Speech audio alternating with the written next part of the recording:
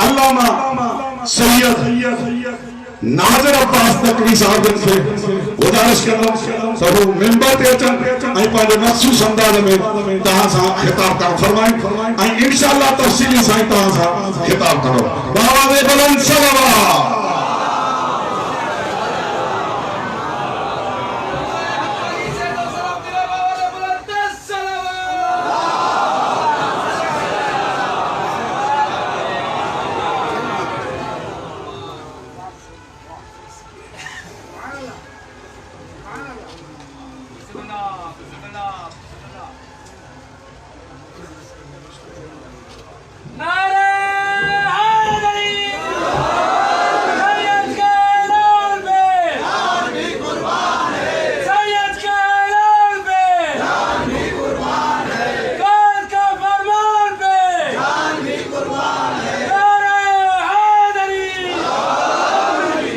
صلوات جی محمد والے محمد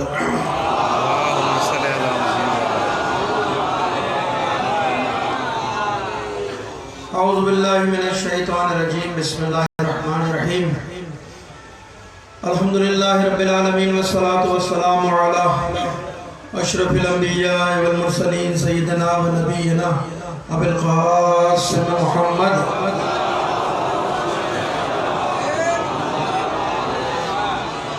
وآلہ طیبین الطاہرین المعصومین المظلومین ولعنۃ اللہ علی اعدائہم اجمعین من الآن الى قیام یوم الدین اما بعد فقد قال اللہ تعالی فی محکم کتابہ المبین وہو اصدق القائلین وقول الحق بسم اللہ الرحمن الرحیم انما ولیکم اللہ ورسولہ والذین آمنوا الذین یقیمون الصلاۃ ویؤتون الزکاۃ وهم راکعون صلوات جی محمد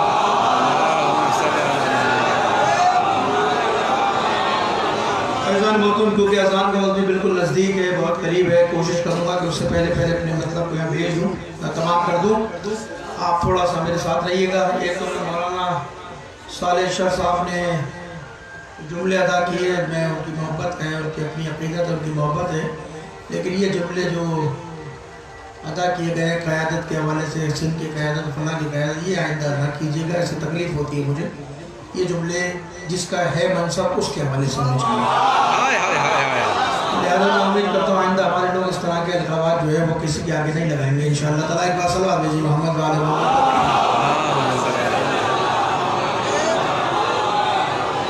فیضان محترم دوسرا یہ کہ میں تمام علماء کرام کا حضرات کا مومنین کا عزاداروں کا شکریہ ادا کرتا ہوں اگرچہ کہ اس کا شکریہ حضرت زہرا آپ کو ادا کریں گی لیکن کیونکہ میں ایک ذمہ دار کی حیثیت سے آپ کا شکریہ ادا کرتا ہوں کہ آپ کی استقامت نے آپ کی ثابت قدمی نے کسی فرد کو کامیابی نہیں دی ہے یہ فرد کی کامیابی نہیں یہ مکتب تشیع کی کامیابی ہے یہ تشیع کی کامیابی ہے آج جو کچھ بھی سرخروئی آپ کو ملی ہے یہ آپ سب کی محنتیں تھی آپ سب کی کاوشیں تھی کوششیں تھی جس کی وجہ سے اللہ نے تشیع کو سرخرو کیا اور تشیع کے خلاف سازش کرنے والوں کو ناکام اور نامراد کیا آپ کی اتحاد و وحدت تھی طاقت تھی جس کی وجہ سے ناکام ہوئی اور میں آپ کو آئندہ بھی دعوت دے رہا ہوں آئندہ بھی دعوت یہ کوئی آخری حربہ نہیں تھا نہ یہ آخری حربہ تھا نہ یہ آخری بات تھی میں نے کہا پہلے بھی کہا آپ کے سامنے میں ایف آئی آر سے پریشان نہیں تھے بھائی ہمیں ایف آئی آر سے کوئی خوف تھوڑی تھا ایف آئی آر سے پریشانی تھوڑی تھی ہم نے تو آپ کو پہلے بھی کہا تھا کہ ہماری ماں ہمارے جھولے میں ہتھکڑی ہمارے ہاتھ میں ڈالتی ہے منت کی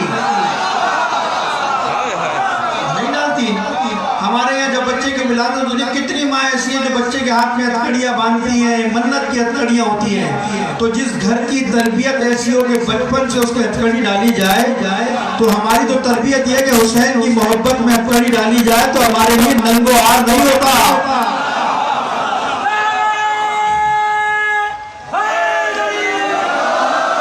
یہ ہمارے لیے سعادت تھی سعادت ہے ہمارے لیے ہتھکڑیاں ڈالنا حسین کی محبت میں مر جانا ہتھکڑیاں ڈل جانا یہ سعادت ہے ہمارے لیے ننگ و عار نہیں ہے ننگ و عار ان کے لیے جو مجرم ہو ہم تو تمہیں یہی بتانے آئے تھے کہ بھائی ہم نے جرم کیا کیا وہ بتاؤ اگر حسین کا ذکر کرنا مجلس کرنا ماتم کرنا جرم ہے تو میں رب کعبہ کی قسم کھا کے کہتا ہوں یہ جرم جب تک سانس میں سانس باقی ہے کرتا رہوں گا. اگر مجلس ماتم کرنا جرم ہے، یہ جرم کرے گا، میرا بچہ بھی کرے گا، میری نسلیں کریں گی. اور تم اگر چاہتے ہو یہ ختم ہو جائے عزاداری تو میں تمہیں کہتا ہوں تشیع کو ختم کر دو، سب کو مار دو. یہ ذکر حسین ایک ہی صورت میں ختم ہو سکتا ہے، اور وہ کیا ہے؟ تم ہم سب کو قتل کر دو، ہم سب کو مار دو تو شاید ذکر حسین ختم ہو جائے. لیکن خدا کی قسم ایک عزادار بھی بچ گیا، ایک عزادار بھی باقی رہا، وہ علم عباس بھی اٹھائے گا، حسین کا ماتم بھی کرے گا.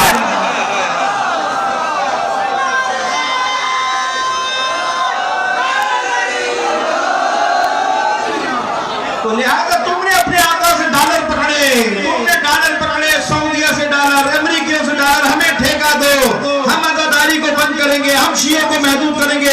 تم نے اپنے آقا سے ڈالر لے کر عزاداری کو ختم کرنے کا وعدہ کیا تھا، ہم نے حسین کی ماں سے وعدہ کیا ہے.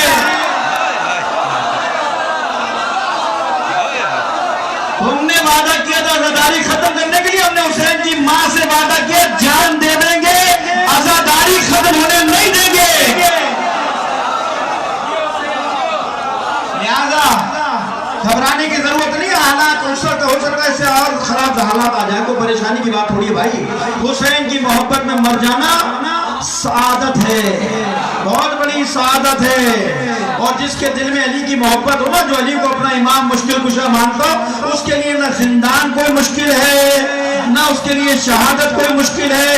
امیر المومنین کے بارے میں روایت ملتی ہے، پیغمبر فرماتے جو شخص میرے بھائی علی کی ولایت دل میں رکھتا ہو اور وہ مر جائے تو اس کے اوپر 10 اثرات قیامت کے دن ظاہر ہوتے ہیں. اس میں ایک اثر علی کی محبت کا یہ ظاہر ہوگا کہ جو علی کی محبت میں مرے گا، خدا قیامت کے دن اسے یہ حق دے گا کہ وہ 100 افراد کی شفاعت کرے گا.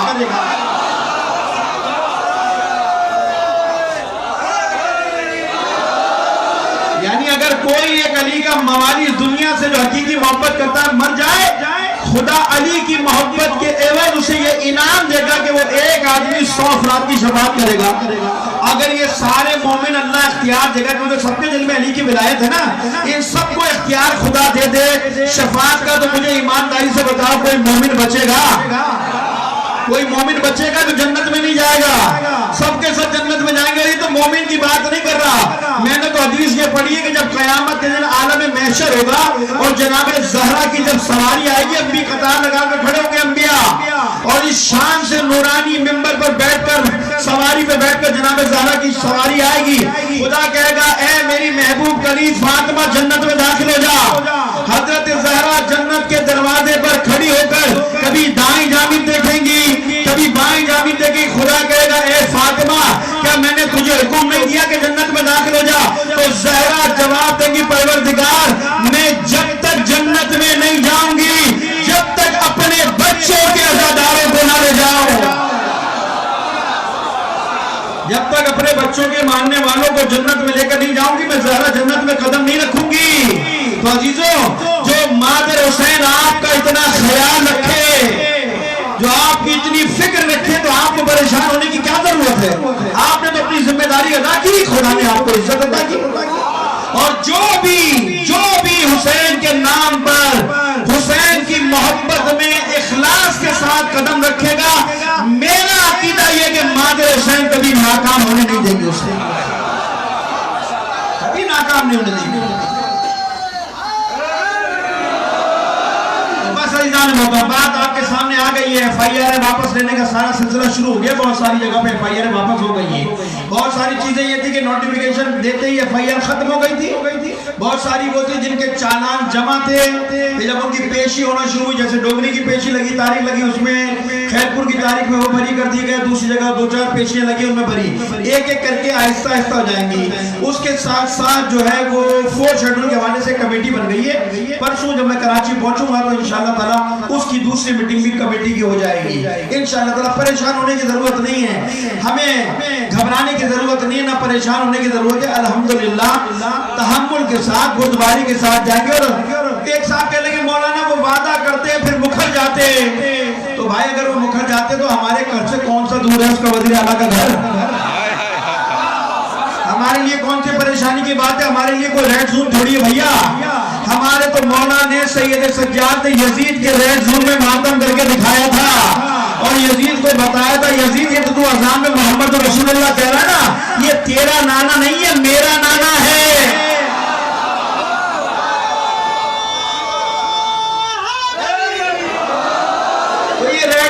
ہمارے لیے مسئلہ نہیں ہے لیکن ابھی تک ایمانداری کے ساتھ چل رہے اپنے بڑے سولٹ انداز میں بڑے پروکار انداز میں ہم نے بات کی ہماری بات کو مانا اور جہاں تک کہا کہ 200% آپ بات کو صحیح کہتے ہیں. آپ کے ساتھ زیادتی ہوئی میں کوئی بھیک مانگنے نہیں کہتا تم نے میرے حق پہ ڈاکہ ڈالا. پاکستان میں تشیع اتنی کمزور نہیں ہے کہ اپنے حقوق پہ ڈاکہ ڈالنے دے گی. اور میں کہہ رہا ہوں وہ جو رپورٹیں بنا کے یہاں سے بھیجتے ان کو بھی کہہ رہا ہوں میں مت کرو یہ کام. ہمارا کوئی مسئلہ نہیں ہے. ہمارے اگر کوئی زخم بھی آئے گا تو ہمیں پتا ہے زخم کی اجر قیامت کے دن ہمیں مل جائے گا.